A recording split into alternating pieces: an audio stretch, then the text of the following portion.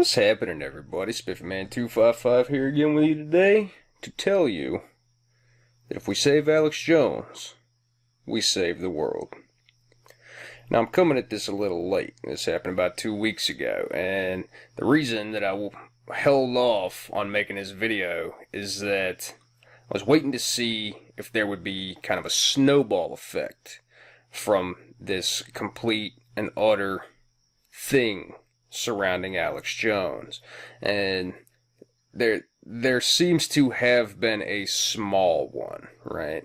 Because for those of you that don't know, Alex Jones, who is Alex Jones? Most people would classify Alex Jones as a conspiracy theorist. You know, they put him in the same vein, and I'm not saying Jones believes these things, but it's in the same vein as, you know, the people who think the earth is flat, or that we never landed on the moon, or that, you know, Twilight is a good love story. Shit like that. Conspiracy theories, right? You know, a popular one from him is they're chemtrails or dumping chemicals that are turning the frogs gay, right? This type of shit. So, but ultimately, arguably, I think that given Alex Jones's following, one could almost make the argument that Jones is a political pundit in a sort of way. You know, most outlets will tell you that he's got about 2.4 million subscribers on YouTube. And that's a pretty impressive following, you know. So, I don't know. Most people would outright just call Jones a conspiracy theorist. I personally would call him, you know, a humble water filter merchant and a peddler of super male vitality, right? But ultimately, he's a meme, right? Alex Jones is a meme. He goes out on a limb and he just says ridiculous shit. And it's funny to me that so many people hate him. And so many people are afraid of how many people follow him. But I honestly, truly, in my heart, believe that most people watch Alex Jones and InfoWars or listen to his podcast just because it's funny. You know, Alex Jones, and I think some people really don't like Alex Jones because, at least a little bit, you can kind of get behind what he says until he gets ridiculous.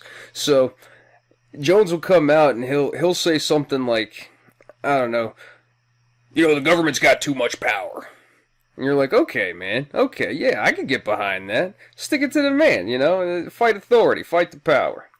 And then he'll turn around and he'll be like, and that's not even the half of it. The government's being controlled by a globalist new world order that are like puppet masters pulling the puppet strings of our politicians. And you're just like, I don't know, man. Like, that seems a little far-fetched. And those puppet masters are lizard people straight from hell, and we've got to get rid of them all. And then you're just like, the angry chubby man said funny things.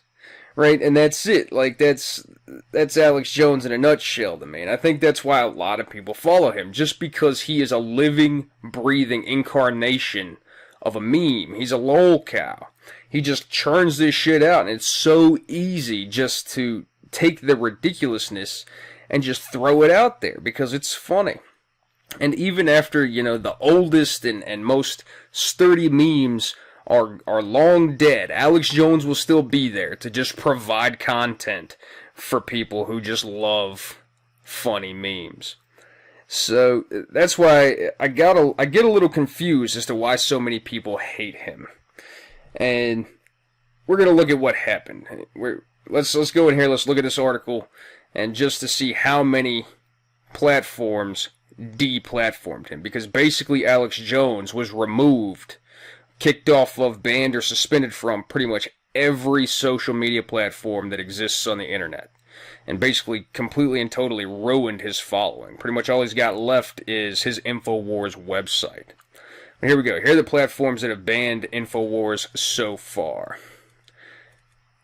Google or YouTube, and by virtue of the transitive property Google, banned all of his stuff. Facebook outright banned him. Spotify took all of his podcasts down. Stitcher Smart Radio also took all of his podcasts down. Apple, iTunes took all of his podcasts down, from what I understand, with the exception of one. Facebook 2.0 basically banned him once and then banned him again. Pinterest took him down. Fucking YouPorn took Jones's shit down. LinkedIn banned Alex Jones. And that doesn't even make sense because you don't even really post content to LinkedIn. You just kind of post your resume and shit and you network. It's a corporate networking thing. It's professional networking. MailChimp took him off the platform. I don't understand this. I'm not even really that familiar with MailChimp, but I assume it's some kind of social media, blog, messaging, or something. I don't really know. And then, after YouTube kicked him off, Jones tried to move over to Vimeo, and they kicked him off pretty much as soon as he uploaded something. The only places that haven't, that are actually worth any note, Snapchat, Instagram, Google+, and Twitter. And Twitter came out and basically made a statement that said, we haven't banned Alex Jones because he hasn't broken any rules. But as of this recording, Jones was in the midst of a 7-day suspension for a tweet. Now that's what happened. So here's the part that I really find hilarious, is that all of this happened, with the exception of his removal from Vimeo. Most of this happened across a span of about 12 hours overnight. And all of these platforms, all at one time, just instantly removed him. Almost simultaneously. So what you've done is that you've created the perception of a conspiracy of these big tech giants. A conspiracy against a conspiracy theorist and his followers. It doesn't even matter what the facts are at this point, because all it's there is this kind of conjured up mental image of this kind of cabal of corporate tech CEOs sitting together in like a dark room with a fireplace in the background. They're clinking scotch glasses together, smoking cigars, and like laughing malignantly. Like, that's the image that people have in their mind when you have done this to Alex Jones. And what I find particularly interesting about it is that most people have contention against some of the things that Alex Jones has come out and said. And the biggest one that I've seen in most every article I've read about it is that it's over the Sandy Hook shootings that happened several years ago. And basically, Alex Jones and InfoWars came out and said that this was a false flag and that these were crisis actors and all this sort of stuff. And this ultimately resulted in the parents of some of these children who were dealing with this tragedy basically getting doxxed, and people were harassing them and things like that, basically claiming that they were liars. Well, that is reprehensible, and I absolutely, completely and totally support the notion that that was a terrible thing to do. Alex Jones and InfoWars were wrong to have done that.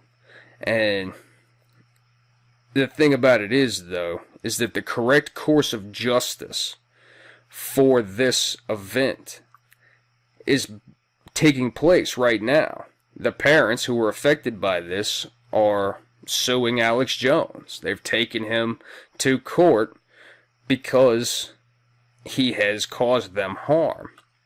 And that is the way you deal with something like this.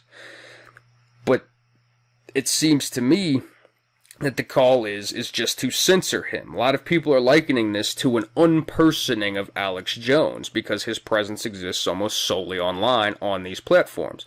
And that they have basically unpersoned him. They have completely removed his access to the modern global public square. And my big question is why, right? Why censor this man? And it really seems to me it's because of the words he says. And if you go through most of these articles and, you look at the justification that these big tech companies gave to ban Alex Jones, it wasn't over fake news, it wasn't over doxing, it wasn't over legal issues, it was over hate speech. And from what I've seen, a lot of people are making the claim that Alex Jones is Islamophobic, he's transphobic, and all this sort of stuff, just all these phobics that you see come out of the far left, and this is why they want him deplatformed. This is why they want him silenced. And silencing people appears to me to be kind of a tool that the far left really likes to use. The progressives and radical activists really like to use when people come out with ideas that they don't like. And that's, censorship in a nutshell. But overall, I've seen this kind of idea that, from the left, usually you hear the right making this argument, or you hear the libertarians making this argument, but now you're hearing the argument from the far left and the authoritarians of, well, these are private companies, they can do what they want. And I agree, but I think that these big social media companies, while biased, also find themselves in a really interesting position of, first off, having to decide whether they're publishers or just platforms, because I think they do have the realization that they are the new public square. This is where people go to be able to express their ideas. But I also think they're kind of in this position where, in order to maximize capital, in order to, continue to maintain a user base from both sides, both ends of the political spectrum, they have to figure out a way to cater to and pander to as many people as possible. So they're kind of stuck in the middle. Politically, these companies have to be stuck in the middle. Because if they go too far one way or the other, then they kind of screw themselves, right? And this kind of leads me back to this kind of notion of conspiracy. Because, many people call social media and other kind of online spaces, we'll say. There's online spaces, the fifth estate. And the idea of the fourth estate and the fifth estate is that the fourth estate is a group, typically the journalists and the news media, who basically get to control the narrative of society as a whole. And now, adding a fifth estate to that, social media private companies also get to control the narrative of the social landscape as a whole, right? And so, we see with the news media this era of fake news and things like that. I've stated before that I don't really trust the news at all anymore. I approach every news article I read as if it were an op-ed. Even if it's from a good, reliable news source, I still approach it as though it's an op-ed. And I have to do about 3 times as much research when I'm reading an article just to figure out what happened. Well, then you have the fifth estate. And the fifth estate allows itself the use of the ban hammer. So if you say a thing that they don't like, or if you say a thing that goes against their interests, they get to just erase you. They get to erase you, your ideas, and any trace of you from their platforms. Now you think about the kind of ramifications of that, especially when, if you recall, back in, June, July time frame, we had this YouTube spends $25 million to fight fake news. And basically it came out that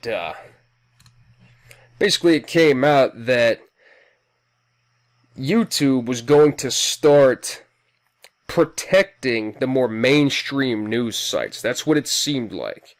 Basically, they were using this money to kind of boost up. They were trying to mainstream the mainstream news, which is kind of interesting to me. And this $25 million, as we see here, was was ultimately part of a $300 million Google News initiative so that the algorithms that YouTube uses will direct you to quote-unquote trusted news sites.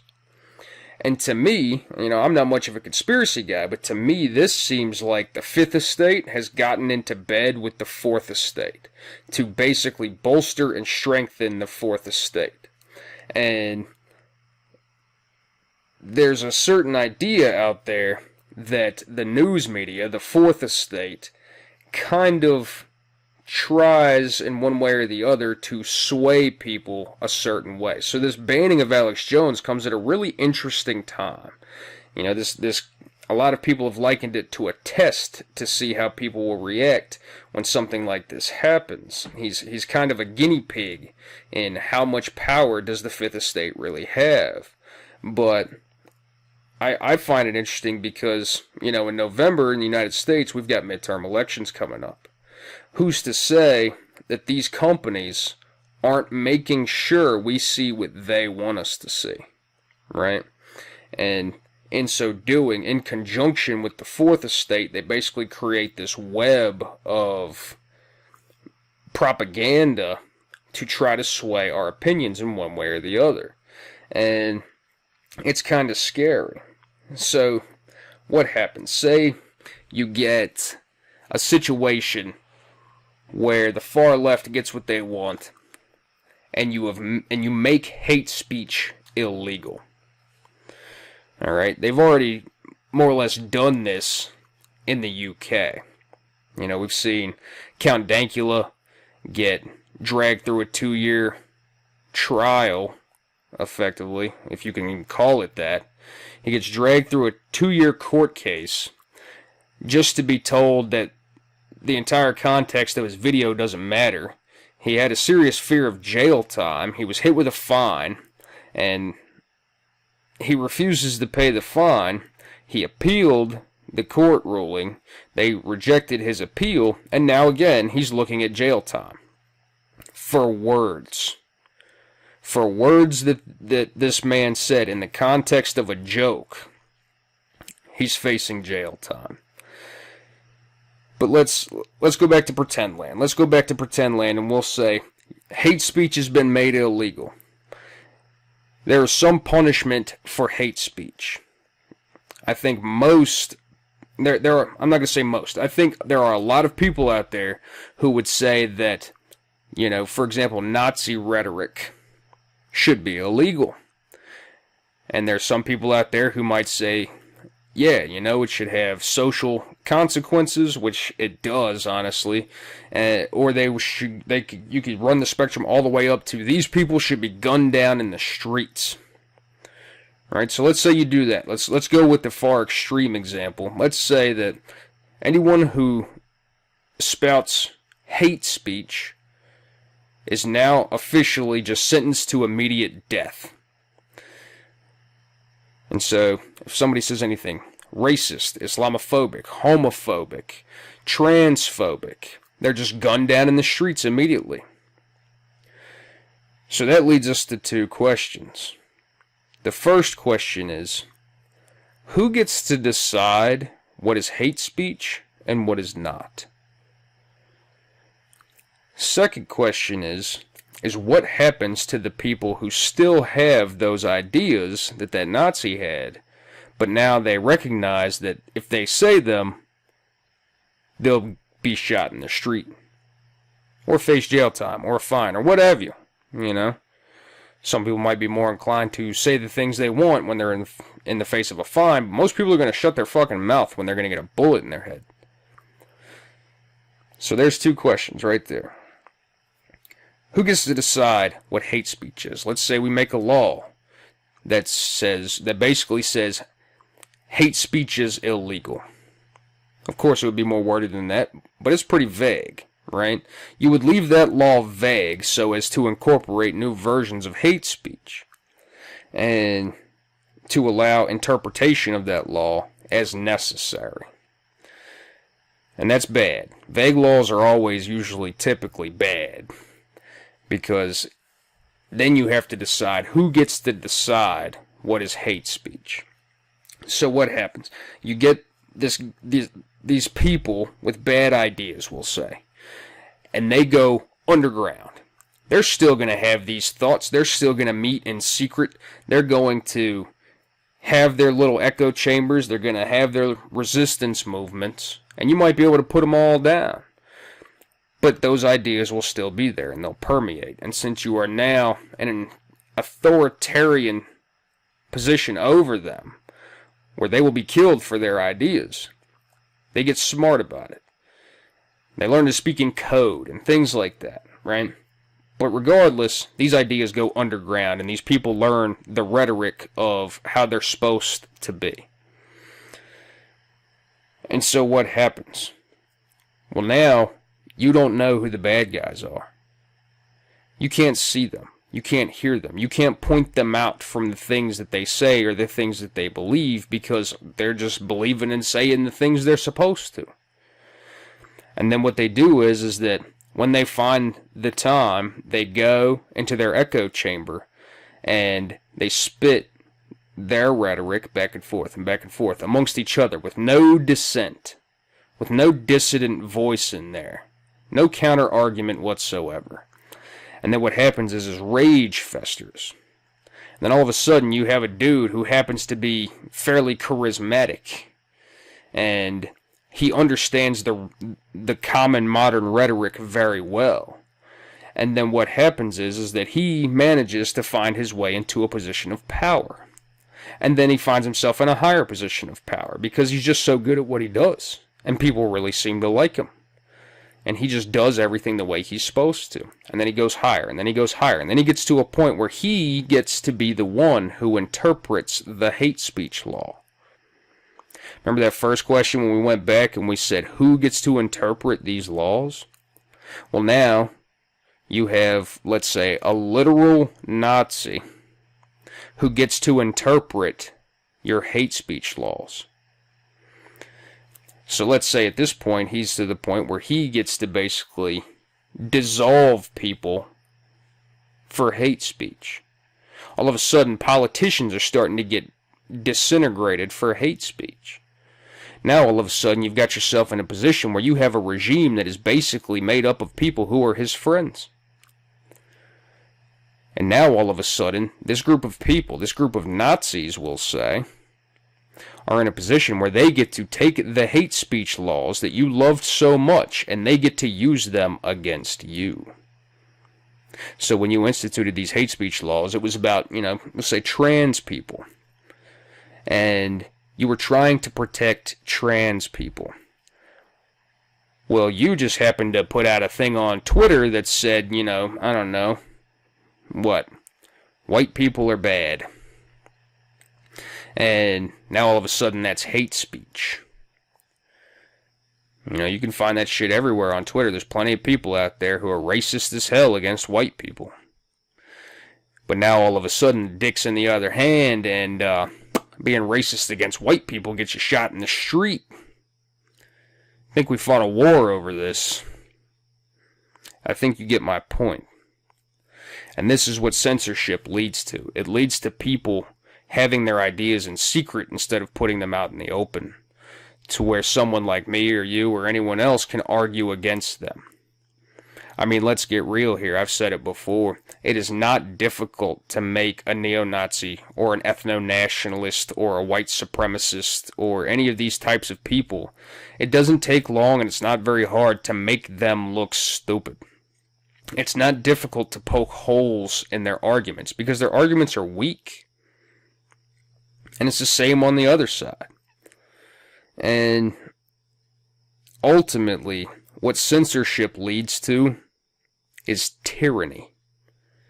And it's this side thinking they're doing what's best, and it's this side thinking they're doing what's best, and it's all, just people looking out for their own collective so that they can have some idea of control, because they think they know what's best for everyone. Well, to that, I say fuck you. I'll figure out what's best for me. I've been trying to do research on why people want other people censored so badly, right? We've seen this in a lot of like Hollywood stuff lately. We saw it at Papa John's. A guy got, basically forced out of his position as chief executive of Papa John's because he dropped an N-bomb within the context of basically, we want to make sure we stamp out people using the N-bomb. It doesn't matter the context. He said the word, right? Just the sheer fact that he said the word is what makes him a terrible person. The word. Doesn't matter why he said it or in what context. The same thing happened with Count Dankula. He said mean words. The funny bearded Scottish man said mean words. Because he was trying to tell it. He was trying to do something funny. To fuck with his girlfriend. Alex Jones says mean words. And they basically unpersoned him. Now, in my opinion, if mean words hurt you that badly, then you are just an emotionally and psychologically weak motherfucker. And I'll stand by that forever. I get that words can hurt, but not nearly as bad as a bullet in the fucking head. So in short, you save Alex Jones, you save the world. Because I don't know about you, but I really, really am not looking forward to tyranny. Thanks for hanging out. Leave a comment down below. We'll keep talking about it. I love you guys. Be good to each other.